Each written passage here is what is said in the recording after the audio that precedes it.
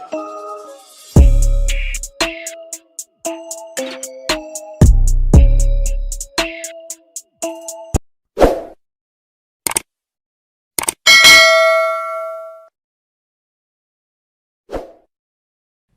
of what we hear about the plight of American women is false, and some phony claims have been repeated so often they're almost beyond the reach of critical analysis. Coming up next on The Factual Feminist, 5 feminist myths that will not die.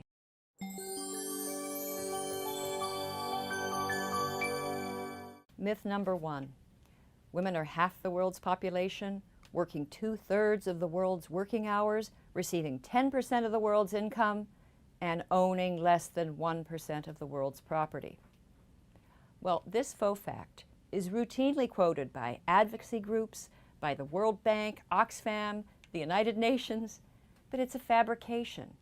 More than 15 years ago, 2 Sussex University experts on gender and development explained that the slogan was simply made up by somebody at the UN back in the 80s.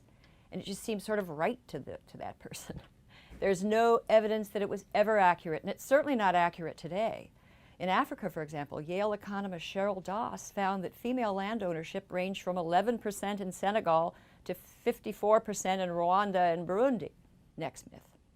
Between 100,000 and 300,000 girls are sold into slavery each year in the United States.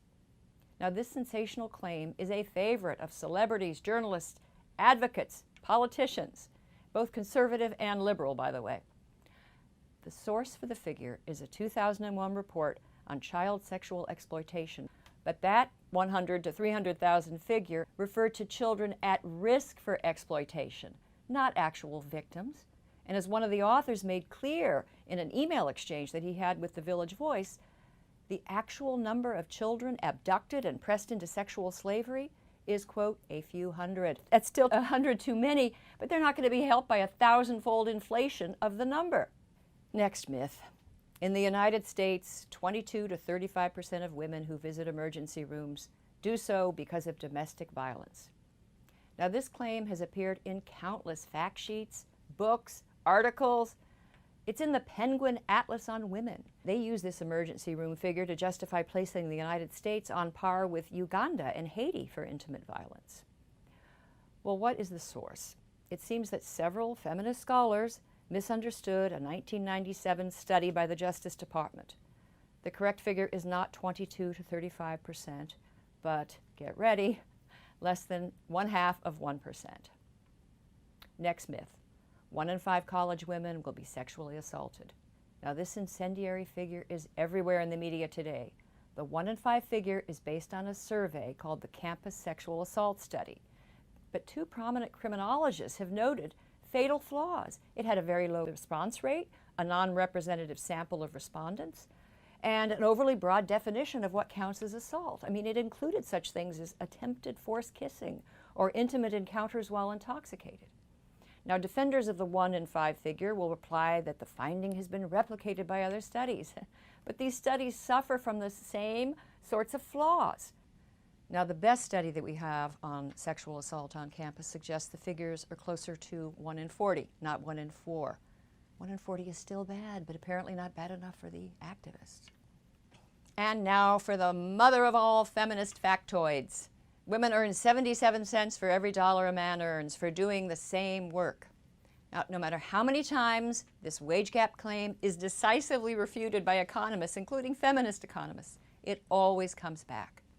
The bottom line, the 23-cent gender pay gap is simply the difference between the average earnings of all men and women working full-time.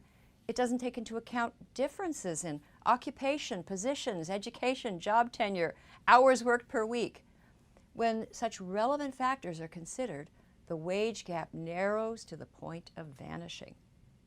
Now, wage gap activists will say, no, women with identical backgrounds and jobs as men, they still earn less. But they always fail to take into account critical variables. I mean, why play this game?